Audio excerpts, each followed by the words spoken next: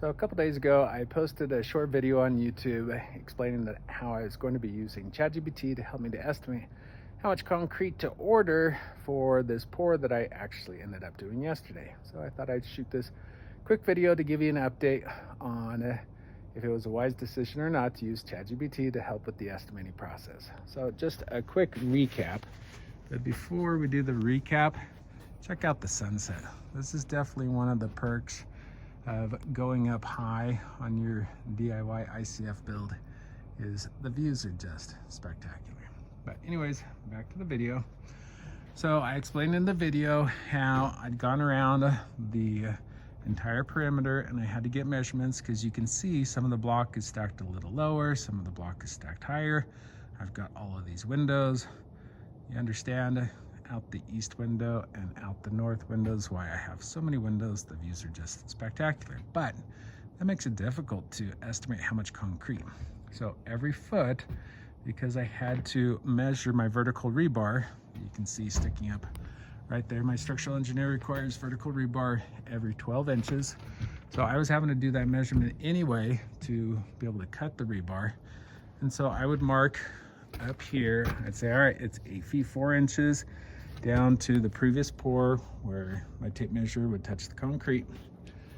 And then you can also see there's windows down there. So sometimes it was only, let's see, what are some of these measurements, like 4 feet 6 inches. So it's only 4 feet 6 inches from right here down to the window block below. So every foot I have all of those measurements. And then as long as it was consistent, then I knew I would need, so it's about 9 feet over there. And because I was only pouring to the top of the concrete, to the top of this window, then I knew that for 9 feet, I would need 8 feet 4 inches of concrete. And when you are estimating your concrete, you have to know the total square footage of ICF block that you are going to be filling. In my case, this is 8 inches. The reason why it's still 8 inches when it's so high up is because up on that mountainside, it's called the Wasatch Fault. So I live in an earthquake zone. So if it ever does rip, they're estimating it could be up to an 8.0. So that's why we have so much rebar and why these walls are so thick. But back to the ChatGPT. So I ended up with probably 30 some odd measurements. So like this one, 9 feet times 8 feet 4 inches. Another one, 7 feet 9 times 5 feet 4. So I ended up with like 30 some odd calculations that I was going to need to do. And I used my smartphone to just make notes, as far as I used the voice dictation thing to make notes. Ended up with 30 some odd different calculations.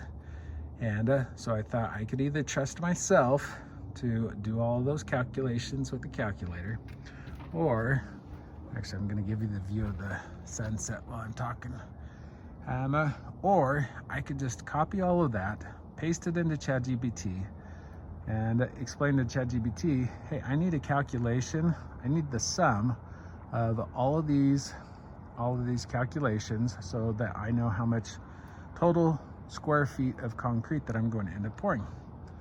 And so it did it, came up with like 1,200 square feet. I can't remember exactly, maybe 1,500 square feet. I also knew, I'll go ahead and take you over here. I knew this one was a lot easier to measure. I have a little foundation wall for the bump out that's down below. And so that was easy to calculate. And the previous Friday, I had ordered a total of 40 yards. So about a week before, I'd ordered 40 yards. Wanted to get my order in early because it's right now, the nighttime temperatures are only getting down to like 34, 36, which is just fine for concrete. But next week, we're gonna be back down into the 20s.